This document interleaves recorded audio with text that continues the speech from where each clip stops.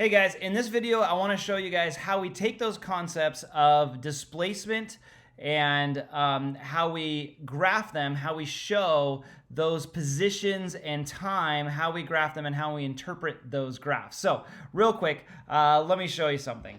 Let's say that we had to show some kind of motion graphically. Let's say that motion happened to be the World Championship snail races. And believe it or not, here, let me just show you this right here.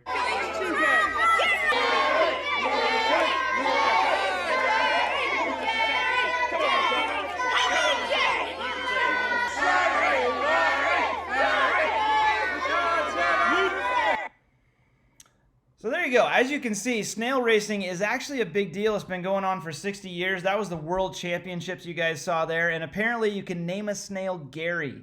And also, if you guys noticed in the video, those snails were moving. They were racers. All the snails, of course, get drug tested and have certain diets before the snail races to make sure that it's fair. I don't know if you noticed, but it looked like a lot of fun, except for that one guy. Pretty sure he lost a lot of money.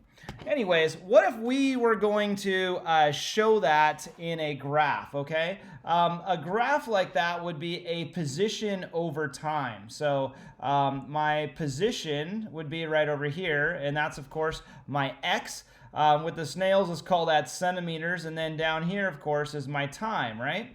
And let's, of course, bring this down here because my position could be negative and my time could be positive. So let's say, or my time is always going to be positive.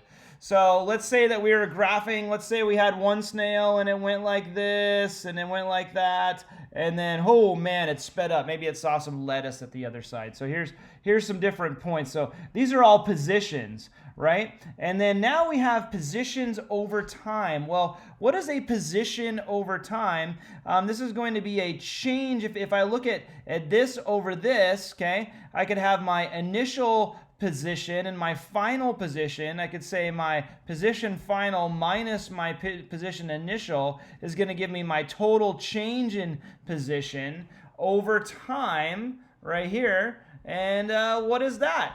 That's what you guys would know as speed. Okay, so speed is your change in position over time, but in physics, we're going to call this velocity because in this case, it really does matter. It's going to matter because what about this one? If I was to go, maybe this next one, he started off good right here, but let's say maybe he started going backwards, okay? And so maybe this was the guy's snail that he bet on in the video right there.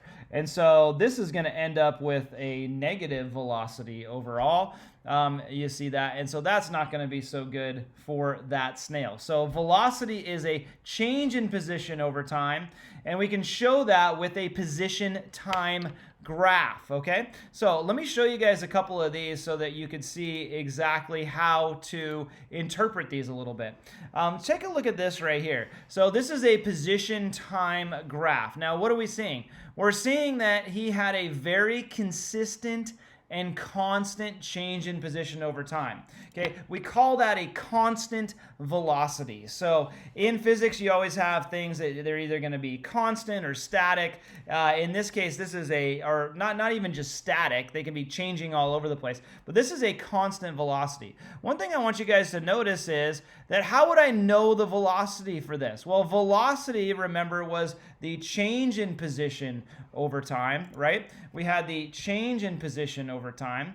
And so what is the change in position over time when I look at this right here? Well, look at that. The change in position, that's going to be my change in x, right? Divided by my change in y. What is that? Well, that is your regular old slope, right? So here we go. So the slope of this line, sorry, trying to draw with my mouse. Doesn't work at all. No problem. You can get it. Slope, okay? The slope of this line is going to be my velocity.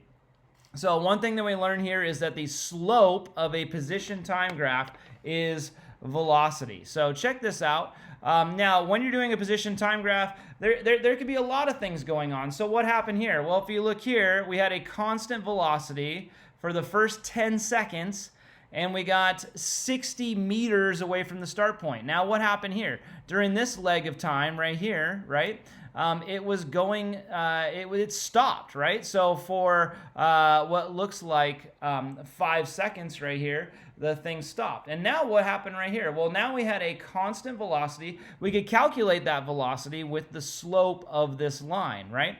That thing went, it had a change of 60 over a time. Let's see, we have 5 here to 30, so 25. So 60 divided by 25 is going to give you your velocity right there. Now that velocity continues, obviously, all the way down over here to 40 in that negative, and then look, all of a sudden, boom, we've got a velocity back the other direction. And so obviously it was going forward, stopped, went backwards for a long time, and then started going forward again. And look, at the end, ended up right back at the original position.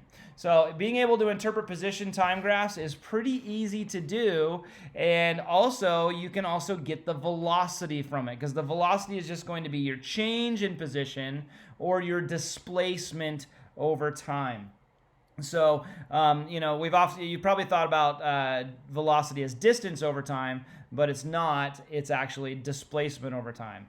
And speed is going to be distance over time, because speed, it doesn't matter which way we're going, this way or that. In your car, you might drive north, or you might drive south, you might drive west. You're not caring about those directions to what they're doing to your position. You're just saying total distance over total time, so you get a speed. So speed is scalar, whereas velocity is vector. Okay, so let's go back here. So notice my position over time. I am going in a negative velocity, so this one's going backwards.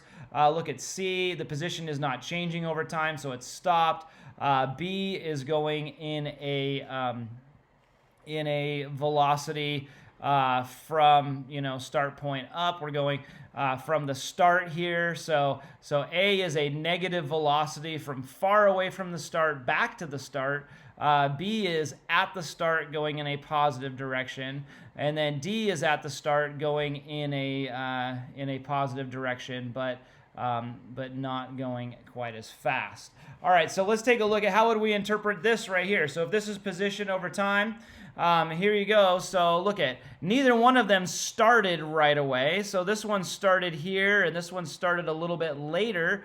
But you can see this one is going more slowly than this one. So this C1 actually catches up to C2 at this time right here. Even though C2 started earlier, they end up colliding at this point. So because you have position, and because you can use those graphs, and because direction matters, you can tell when two things actually collide or intersect from a position time graph. And you can also tell velocity. You can tell whether the position goes negative, whether the position goes positive, whether the velocity is negative, whether the velocity is positive within a given section on there. And you can tell that from the slope of it.